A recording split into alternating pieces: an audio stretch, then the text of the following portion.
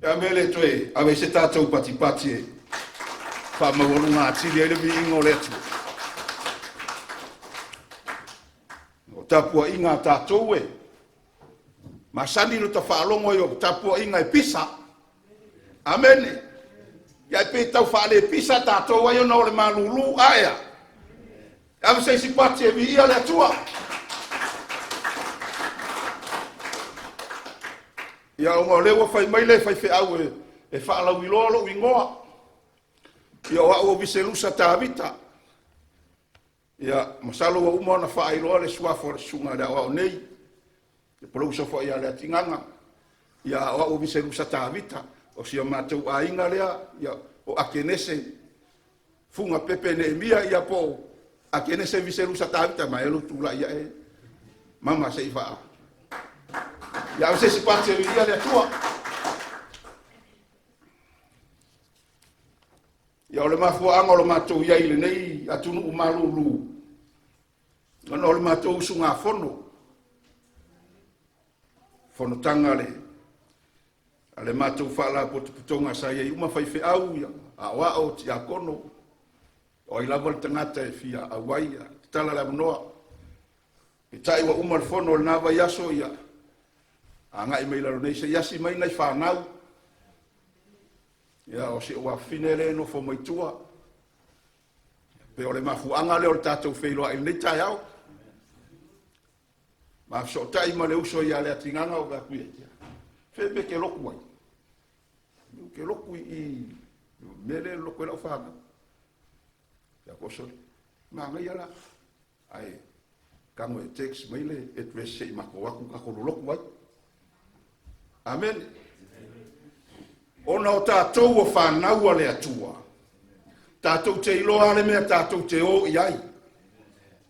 Amen. Mai leo le sunga le akinganga. Saungi o i upu whaksoli. O ngai la e whaia le kofinga o lai ngufol whaiwhi au e anga le kofinga. Usi kai whakongunga le whaiwhi au. Saungi lau sunga e la haunga. Aua ke koloa le whakongunga le whaiwhi au. Ya fai mai le o ya le ka fe loa i le mele fe lo ko le ai le lo po le mele ngo foi fa mua mai ya ko ngui amen a se ko ka mo fe fe a me ku mai la mo ya vi ia le tua fa tai la sunga fa fe nga mare fa le tua mo le no mata ngo fie i le nei tai ma na ia le sunga la tu spa ia le tu sia le lua le tupu. Praise the Lord. Lua le tupu alona mta upo e lima. O nā iei se wha malosi e maua mo tātou le nei tai ao. Aua maua le lua le tupu alona mta upo e lima e mana ia pe a tātou whaitau le whai upu mua e whaangata le whai upo e fitu.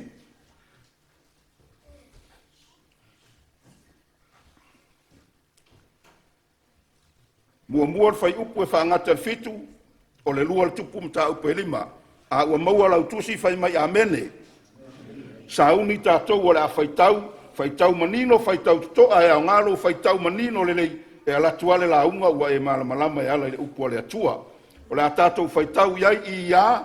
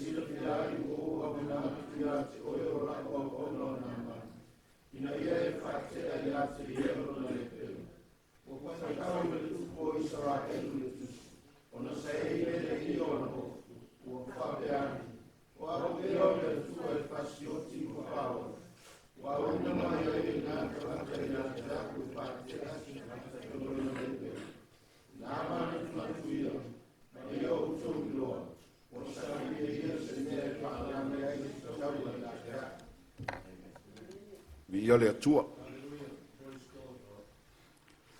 Ma fau po le ase. Se au tue. Fa au tue le tatou mata upu le nei tae au. O se fe au e fa pea. Ia e iloa sau i le atua. Ia e iloa sau i le atua. Amen.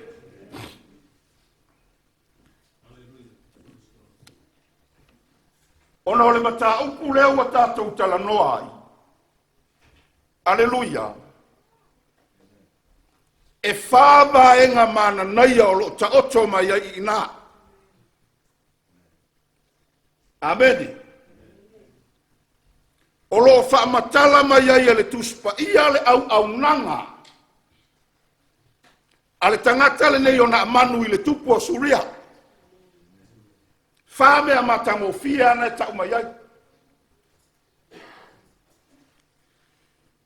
O le mea mua le nai wha matala mai ai nā le au nanga na manu i le tupu o suria. Whai mai o ia o le tangata sa pule i au. Amene. O lona winga pe fia se fulu vaenga au a suria. E tasi ale pule o na manu. Pe a e fai tau manino i le tala le tuspaia. Fai mai o na manu o ia o le pule i au a suria. Pe se lau la vaenga au te tonu o suria. Kasi ale pule wai. Na manu. O le mea na lua le nai whaamatala mai ai ina. Whai mai tala le tusi o ia o se tangata e au. Ngā to e tāua. Amene. Amene ave stata un taulanga pasi. E vi ai le tu. E tele me pule i vaenga au a suria. A o ia foi o le tangata e au. Ngā to e tāua.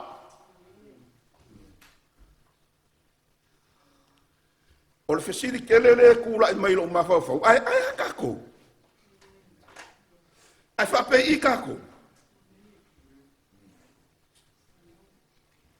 O avea i kako mangi kangaka e pule i kokongu.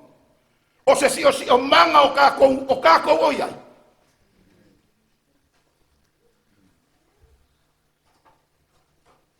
O avea i kako o kangaka e au ngako e kaua.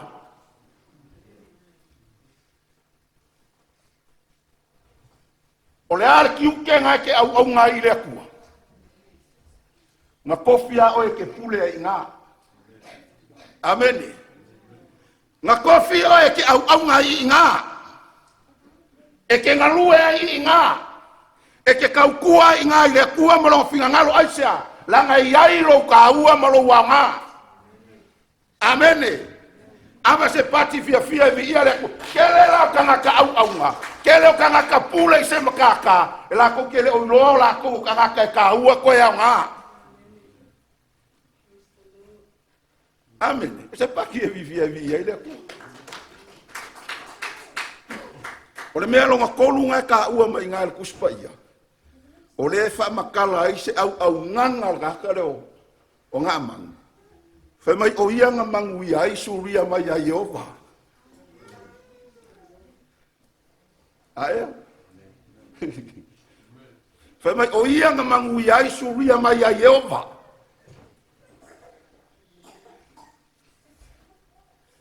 Ai mangu ia o ngā kaka leo ngā mangu.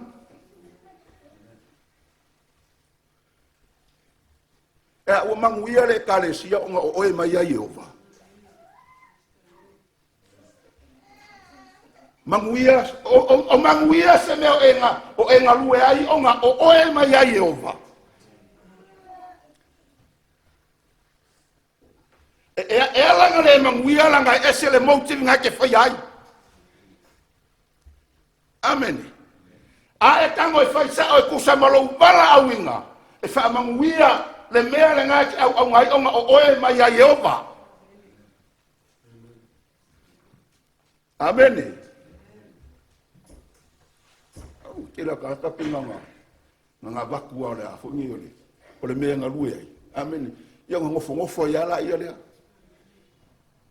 amen ale ai se fa au nga amen la ngola ngalo ya keia o ia mangui ai mai ya yehova stato pati via fie ai ia ia ore si mere ka u mai fa mai o ia ole koa malosi. Ya, fiel me na ki koa. Amen. Ka ko lo le ya, porque nga le o nga mangor koa. E koa ko malosi. Asa ko le la lolangi. Amen. Aya ka ko. Femele ka ko ki koa. O e koa ile la lolangi po le wa e koa nga ruenga le. Se pati via le ku. Ka ua le be o e makole nga ruenga le tua. Ai ua le fai ka ko makoi. Me le. Ai be ka ko makole nga ruenga le ku. Ai vai o e le me nga kupu ya nga mang. Ye le me nga kupu. Kilo le ya ye le me nga kupu sko ingo nga mang. O ia o le pule au suria. O ka ka nga ko ka ua na mangu ia suru ia mai ai Jehova o ngoia o ia le koa malosi ai ele me nga ku puai e mai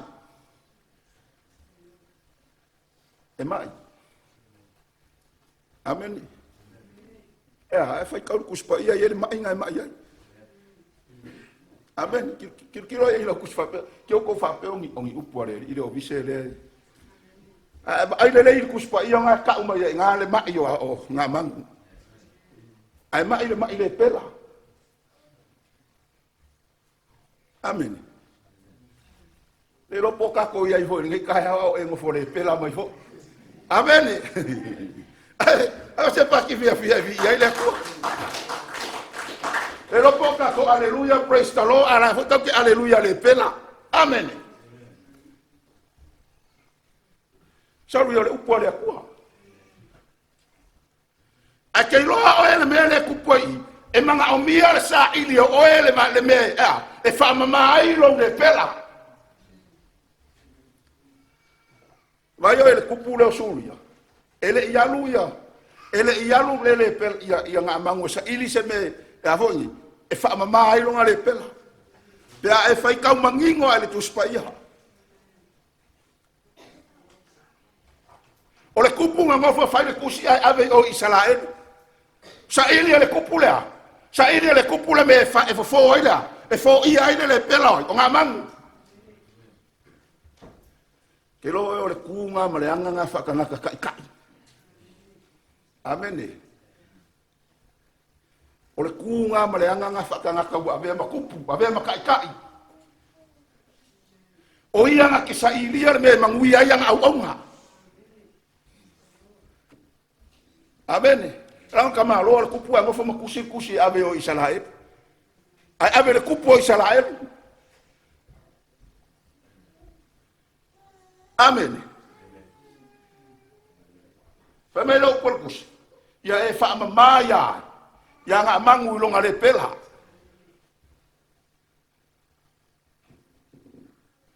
Ai ngo fo le kupu mfa le anga of kupu. Amen. Arilia. Ai ngo foi kupu a singe ya la upepa nga ma ko ngo foi kupu mfale nga nga la e kupu. Amen.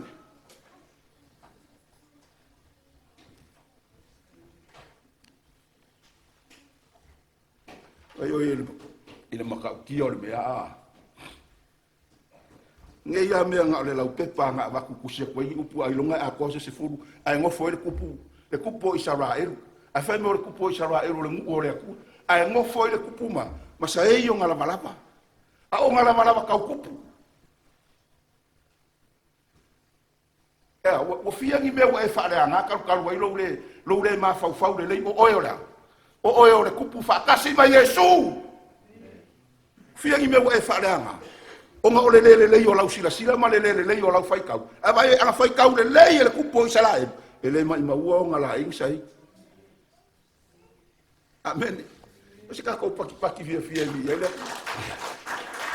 Al whaare me lawe o ngā whakamu e ia o maka le whaikau. Ngā ume ai le se i mā fau le lei. Po le a kongu le a ango. O le kusi le ngā abaku. Amen. Kilo le lei wa ai kokoa ma fau le lei. Po le a kongu le winga o whaupunga ia wa whamalolo le pela o ngā manu. Ai kai whai mai so le ua. O se mea e whai e se kaua le mea le ua. Au mai e le kusi ringi. A le mea lai maa ngai ai. E whaaleanga le kupuanga la walawa. Ai la ngonga mai e le kangaka o le akua. Amen. Kei lo e ka le sia ni kai au. So se mea kau ke komu mumu ai maka ko fale anga e kusa ma le fingalo le ku. E fa fonga mai le akua mai le langi. E la ngonga mai le akua le mea ngai ke aku ngalu ai e fa fonga mai le akua le mea ngai ke wisa ai esa. Langa o ia le akua e malama langa sila fa mai le kala kus pa ia e akilanga sila fanga. Lunga winga Elijah masika ko me lilo. Amen. Anga me kala kuspa i o fongo i o wala ya. Whikau whikuria i whia. Whikau whikuria i le lalolaki.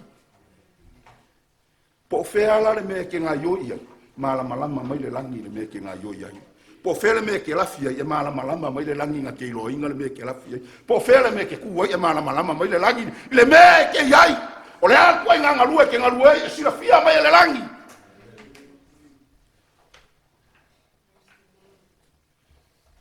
Malama le ile kue o kako loko la mo yang fia kako. Amen. Mai ai o kako kumua ia lof e o ia lofi o kako vai. Malama le sila le ku. Amen. Kako o mai le ia me lo fia kala mo ai le me ngole. Ia e loa sau i le ku. Amen. O mai lau sau i le ku. E sau pio ea. Amen. Po e sau sao. Amen. Po e sau whakafa. Amen. Pe sau foi. Amen. E mo mia lo kako ilo o mai le kua. Mo mia lo kako ilo sau i le kua. E mo mia lo kako ilo alu i le kua. Amen. E ke ilo le ia o e ilo fo ia. Le ku ai ngā sau leo ke sau i le kua. Le ku ai ngā alu leo ke alu i le kua. Malama le ia uia. E o ai ki oi malau au nganga malau alu i le kua. E ke sila fia e o le mea ngai ke ia. Ai sili ai o ngā malama le kua. Amen. Ke ilo o le maa ngai o le mea ngā alu i kaka leo. O ngi ko ke mo ia Yesu. Ia o le kala u kako malama le lei ai. Alungi ko ke monga ke fia i loa mai a Yesu. Po le ale me e fai e alu i le ola e whaavavau. Maanga ia le mga onga. Amen. Maanga ia le mga onga langa i loa i alu i a Yesu. O longa mga onga lai lunga loko nga fesiri ai a Yesu. O le ale me ke fai e alu i le ola e whaavavau.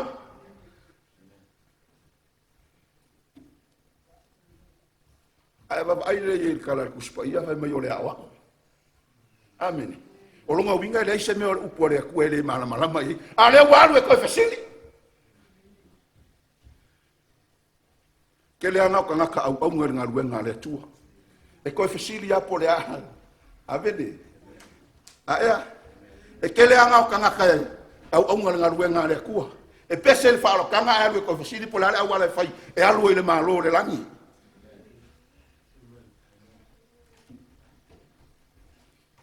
Amen. Sika ko paki via. Ia. Ala ku fai a Yesu, mai Yesu.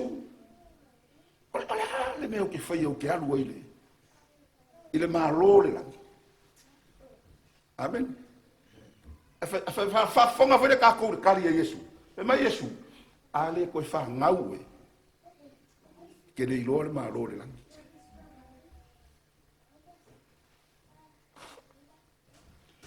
Mai Yesu ale ni ko ke mo. Ale ko fa ngau e. Ale ko fa ngau lo sunga ri ko ke mo. E ke le alu le malo le langi.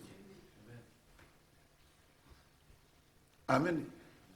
Fai mai la kala ka kalo ko ke. Fa fea Yesu. Fa fea o ko e ofi. Amen. A pe fai ka mangingo e fa fea o ko e ofi Yesu mangava. E le mangava o kinga. O makua. E kala ngo ngi ko ke mo kala ngo e kingo. Nga fesili fo ngi ko ke mo nga fesili fa kingo. Amen. Ai kali Yesu, ele kali le kingo, kali le fale anganga. Fa mai la kala Yesu yang to mi ko kemo. Ai le ko fa nga ule vai male anganga. Kere sa ule malo le langi. Amen. Au ke sapi lunga fa o kanga. Nga kalia Yesu ngo fongo folo le sa nga luenga faya. Ke lo mo mia lo ka kokoya. Fa nga ule vai male anganga. Aisha langa le langi ma le ola fa va ulo ka ko kawi wa umang ka penga Yesu mo ka ko. Amen. Ele ngal ka ko mai la loko. Amen. Ele ngal ka ko mai sa fa ile fo pese ma vi. Amen. Lei sau ka puai ma vi ile ko vi ia Yesu. A ia e mau kingoa ele ko fa ngau le bai ma le nganga. Kere lo le malo le langi langa le fa Yesu ya ni ko ke. Dato pati fia via Yesu.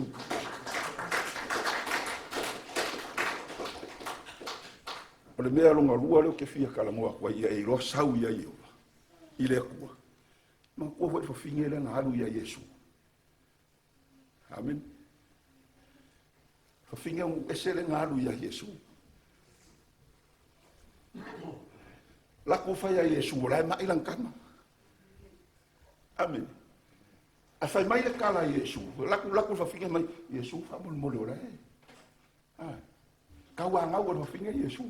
Yesu fa mo le ora. Mai se kama. Amen. A fai mai Yesu lo finga. Ele ma ya. Amen. Ele ma ua me ai fa nga iwa. I uli. Ai o ye le manga yore o le langona na mafuai nga alu le kinga ya Yesu i le faaleonga o na langona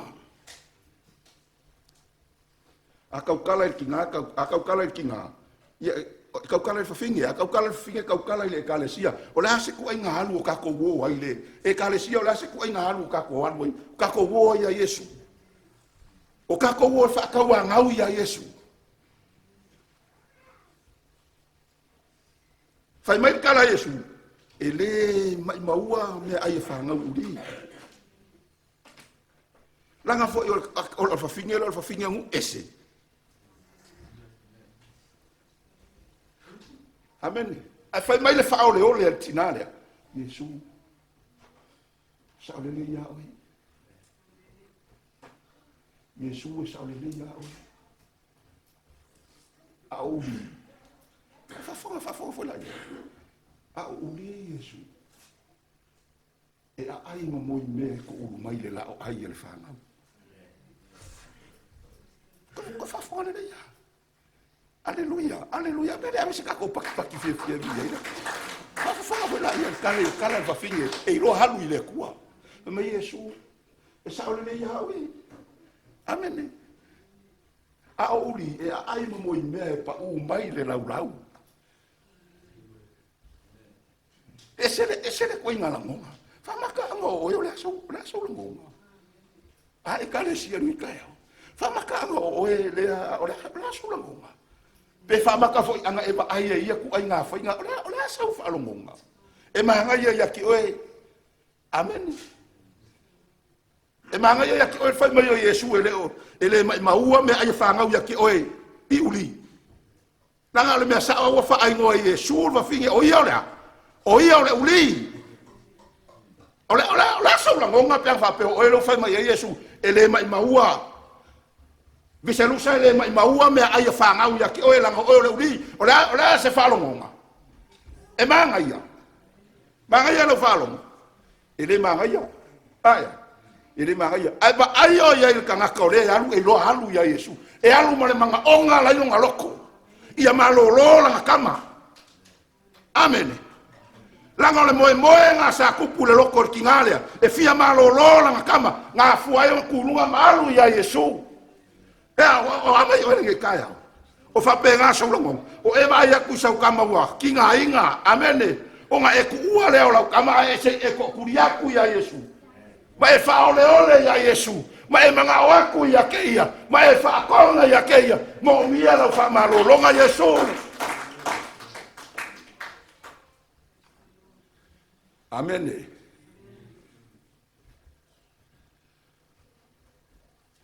Aba yo kalinga Yesu kali sifi. Pa fo ye mala fai ka unga o kia lo loko. Ele mai maua me ai fanga i uli. Ai fa ka wanga o per fin mai Yesu sa le ya o. A fanga o uli. A uli e ai i mo me ko ulu mai le la ula fanga. Amen. C'est pas qui fait vie.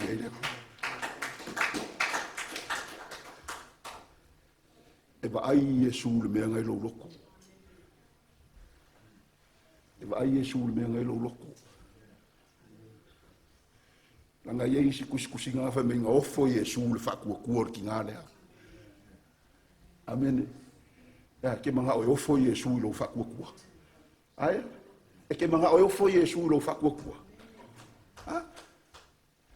Le la ko ku ki o si me manga ya le. Mo la ku fa mai. Fa me kala fo mai ko ki kia ula ver kensa. Amen. E se tato pati vi ya Yesu. Fa mai si ma ska mai mea ula ver lor kensa. Amen. Ana mai lo fo la au ke ingu ala nga. O le upor fo mai. Kuailo. Ifi oi.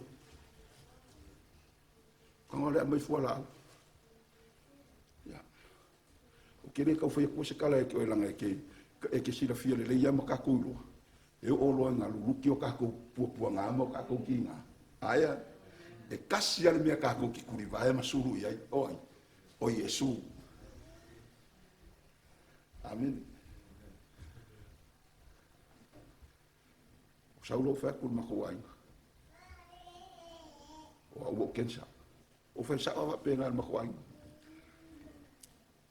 O kensa. Ya wa ia ko mako ai. Kala e kala ngolo kelia. Amen. Ska ko paki e vi ai.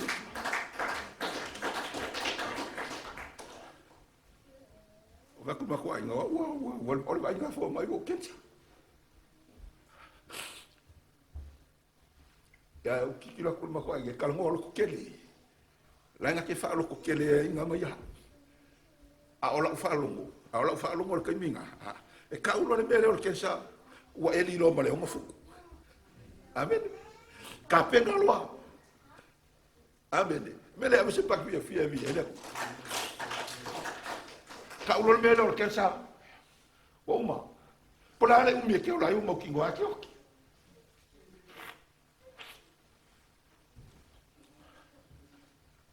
E va ficar foi le ri o bako wai. O fai aku ma kwai nga fo ma kwai o ke ia. Fa fe kai ai se kama i se kinga fa penga. E go fo ke ia lo ko lue e fai malu kau. Aisha la ngol fa ku wa mausolei. Wa mawa. Langa kasi alo kako fa mo nga o Yesu le ri faola. Nga maliu mo kako o longa koko. Mama manga lo kako e fa malolo e kako.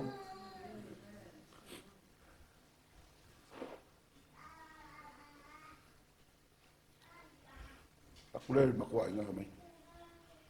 Jadi ye nga meri e makwa e. E vai vai. Le so fa ko fere Yesu. Amen. Awa, wa makala vea ku ingei le lua fema le lua. O fo ia kulo ingei le lua fema le lua. O wasteia ingei. Le lua fema le lua. O la kulo ula vea le mai.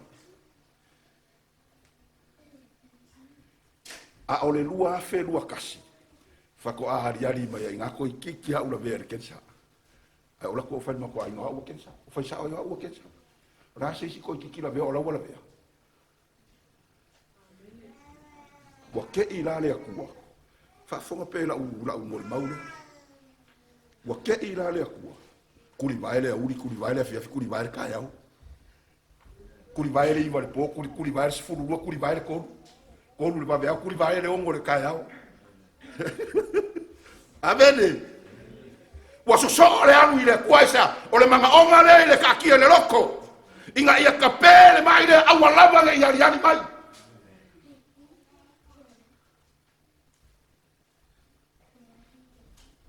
Fakule wale ko o yana fe kala fo mai mo e mai o mo e ngasala a fa yo sa wa ngasala le il mere fa mangalo la aya ngalo wa fo mai ya mai fala au ya ngamul mai amen a o e mai ya lu fal mai kalo ile ko fa mangalo aya lu fal mai aya o ke fia kama o ke fia kenye amen.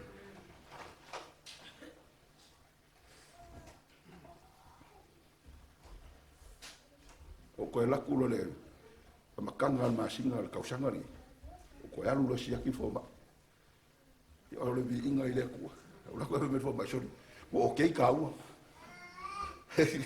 au se pa ki via fia vi i le o la koe me fo ma sori o kei ka ua ele suka ele ko ma walunga o me uma fo inga e sauma o inga fia o le aise mea amen. A eiloa e alu ile kua e faia ile kua le mele kaki e lo loko. A eiloa alu ile kua e faia ile kua le mangonga le kaki e o kaku loko.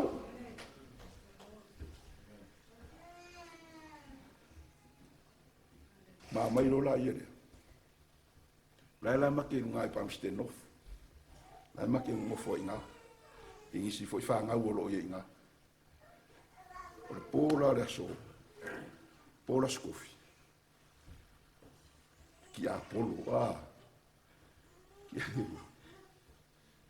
c'est pas qui fait vie il est quoi et on a fait quand le mot pas là pour la sokofi o fa lo mo quoi uma o fa kulo wa fini ya mai so passe se vai a solia la soni wa maka ko fi fo isa mo o ngala me le lo ko fi alu la fo ma ai ya la fo ma fa ko isa mo ko fi fo isa mo vai la fo ma ya ai o ke ngia fo ia o le kinga la ina me se de ise so loco amen se de ise so loco ai fa kan o ki mai ngai la fa fai amen. O fa ke le o la longa ki nga yo ke la longa anga o ele lei ai langa wa o ke la longa ki nga a fa ya kul me fa sang fa la ile o ya sa bo va ya so fo pe aulia amen na uma ma fe fa lo inga e mar ki nga lai o se e fo lo ina lo le moenga o kuri vai a ole ua fai por kalami mo ua fingo ka ya so ai ma olo avea o fai for il fai mai yo fa longa kwa wa ka ngasi amen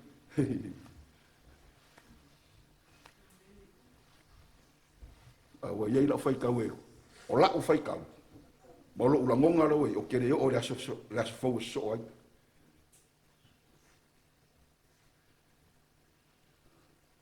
se e folo la lo ko o kuri vai mo kalo lo ile ku a upulangi o la kalo o fai akule ku mangingo yo lau fikalainga fai mai oe e le aise mea e fai ngakai a ke oe o mea e fai ngakai le kanaka fai ngofie ia ke oe o lau upu foi au kawa fola kuspa ia o ku e nua urima mo kakalo kasi ngā mea ka hua ilo kako wola ilo kako iloa o i le akua tango e claim le upu a le akua i le akua ka i le akua ngā fionga ia amene a e kakalo au a whakelea fuau kalo i kelo ma upu amene ka i le akua langa upu lea whako oeanga e whai mai ala kakalo ngā ponga whakule kua oeanga e whai mai e le ai se mai e le mawhai o ngā e le mawha malolo inga e ke wha malolo inga mai uma e o ale mai le wa afia i le ponga i wa sui e la whalongo e ke wha maloloa amen ya le ufai al por kalame o kaya o so ai ave farma a arva yaso fo ni ka penga le lopo kaya o algo ilo samo ya saulo la malama ngi kaya saulo se o finge he mai wari de sau mi lo ka o fai sau ave o farma va ku le ai ka ki ai nga o farma o le o manguia ama se pa ki vi ai la kwa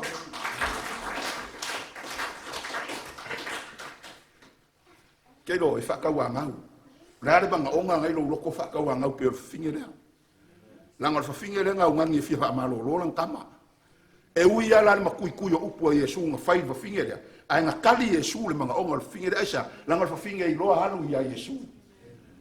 A e loa halu ia Yesu. E whai Yesu le manga onga le. E whai Yesu le manga onga le kali o le manga onga le lo loko. Amene.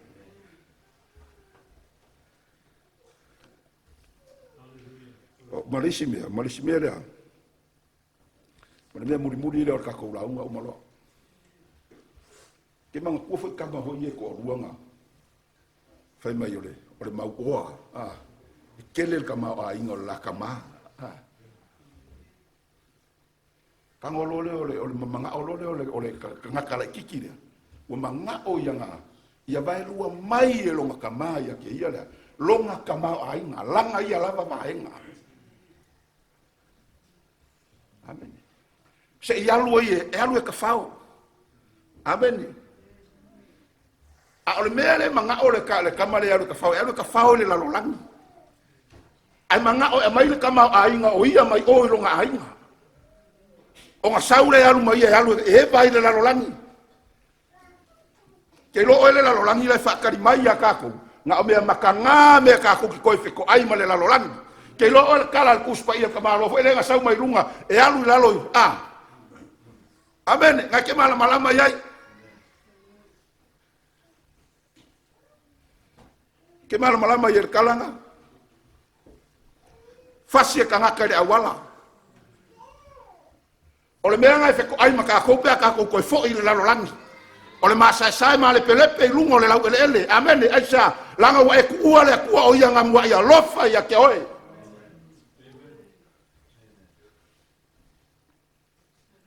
Kangolo le o kamare vai lua lo ye le vai nga ia le wi alu lo balu ko le ainga amen aku wa se ku ko fa o kanga ya amen wa ko le nga ruenga le ku era nga ruai mo long kamamo ngauso mo long ainga ma au nga nga ruai ai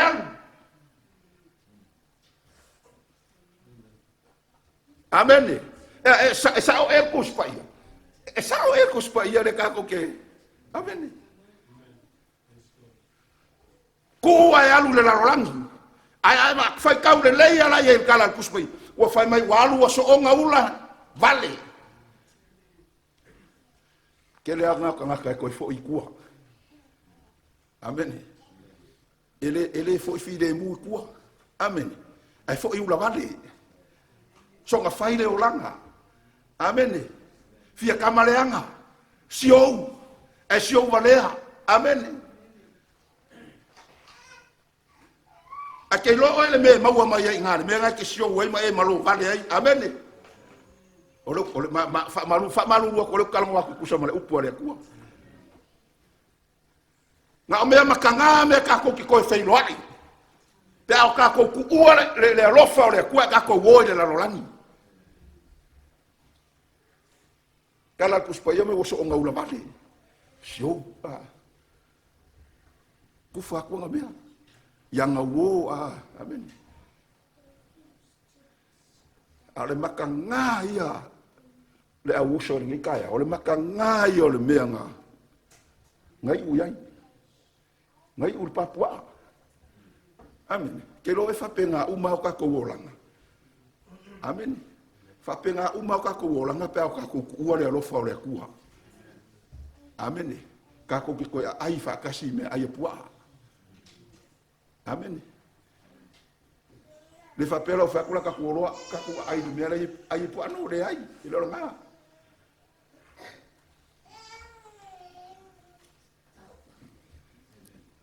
Ke lo mera fai le ui o Papua samu e kingi me ai fa penga u man me ka ke o yai.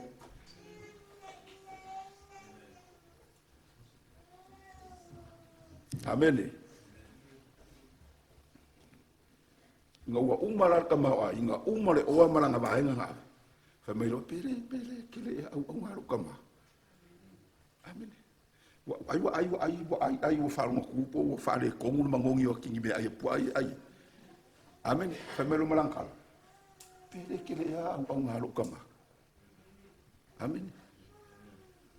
Ya o inga ilope ai longa paunga ngi kalang o ai kau kala ka kare Yo va pe olo kama ma olo uso ma Ma au ngala au ngai o fale olo kama ko kele au be lai. E sidi yo lo ko kulunga ki koe fo ilo kama. Ai. Kako pake vi ya Yesu. Ele kele ya mea lai fale o kama. Sidi alo koe kurungo ke alu o. Alu loa. O le manga onga le loko.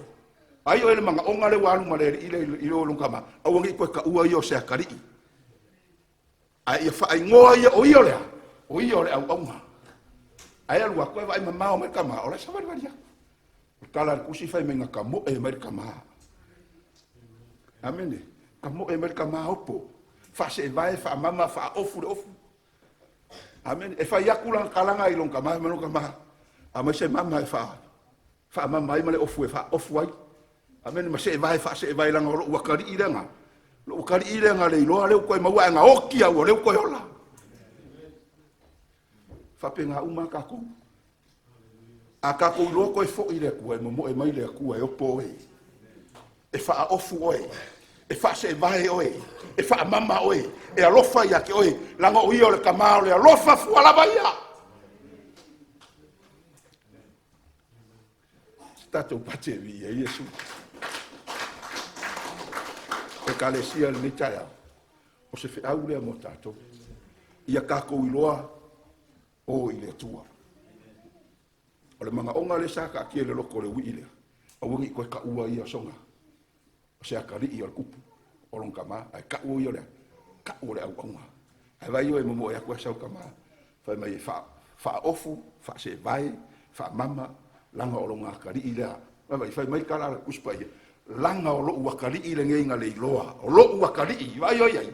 O lo ua kari i le ngei ngale i loa. Ke lo e, o le kalanga le kua, fai pa e loa sala mo. Pea e loa fa mawalalo. Amene. Pea e loa fo i le kua. E ke alua kua sa o ia opo. E ke fai aku ia ke ia ue ko ka ua o songa kari. Ka wala ka ua fai mai ele ai. O lo ua kari le sa le loa o le ua koe maua.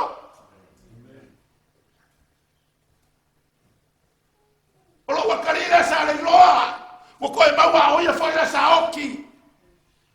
A ole ko yo la ma fuasa la nga ya luelo ma vai ile lo fa fa kama fa penga uma kako po fe kako ke o ya ile ma vai ile lo fa le ku ya kako Lango kako nga palapalai ao mamanga o le kua. Ka ua ilo kako iloa o ile kua. A kako ke o whapei. Kako ke o mare loko mawalalo. Kako ke o e whai aku ya ke ia tama. O a unge o lau aunga. A se kango mai e opo e. E opo yo nga ao ma whangawhanga. E opo yo nga ao alofa.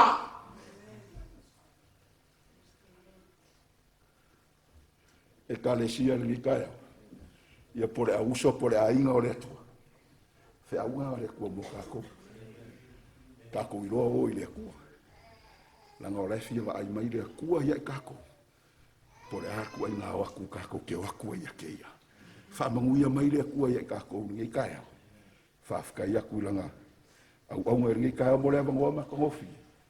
Ia vi ia Yesu. Lo kako wari i mare faola ringi kaya o ngolong suafa.